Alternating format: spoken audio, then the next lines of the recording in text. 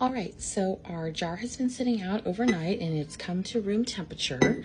I don't do this when I first take it out of the refrigerator because it won't incorporate. But see, now we got some hooch on the top, but it's not so much that I don't want to stir it back in. So let me give you a different angle.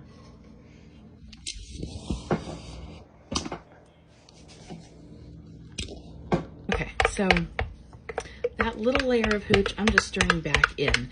If it was any thicker, like more than 1/4 of an inch on top, I would have skimmed some off because it would make my starter too sour, but that little bit is not a problem. And of course, when you're reincorporating any hooch after it's been in the refrigerator for 2 or 3 weeks, make sure the color is still good and there's no mold. I mean, that sort of light grayish, clear color, that's pretty standard.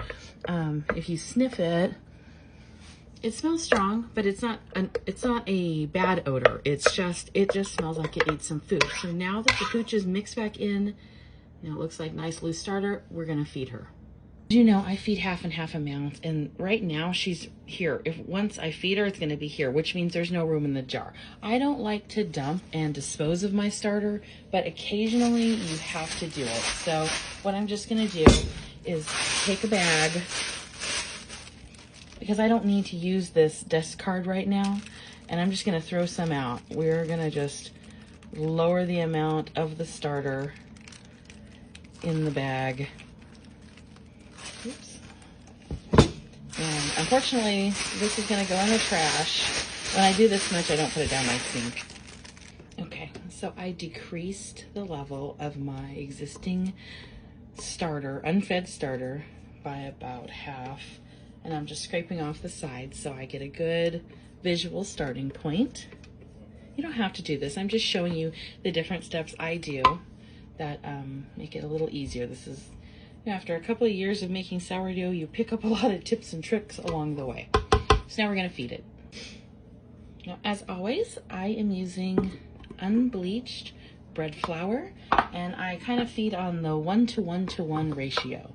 So I look at the level of my starter, and that's usually where the rubber band is, and I know I'm feeding the same amount of flour. I dropped this down so you could see. So the starter was to right here. You can see the flour volume is to right here. And now we're going to add the room temperature filtered water.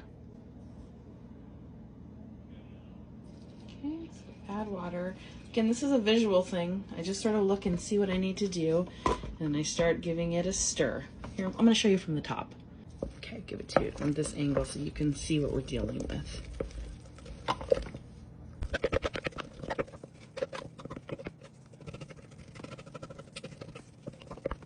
What we're really just trying to do is incorporate all the lumps of flour, scrape down the sides periodically, and we want sort of a thick pancake batter-like consistency. So when I think it's pretty well incorporated, I sort of lift it up, and you can see that. That's what you're looking for. That is going to be well fed, and as the natural yeast and bacteria start getting active in here, they will feed on that flour, and they will turn it into, a smooth consistency. So I'm gonna let this set here. We'll put the lid back on, move that rubber band up to the starting point. Might still be a little high. We might still overflow, but I don't know. And since this starter is a 2-year-old starter, she's gonna get active really fast. So I'll come back and show you in a few hours where she's at. But thanks for watching. If you have any questions about feeding starter or taking starter out of the refrigerator and reactivating it, let me know.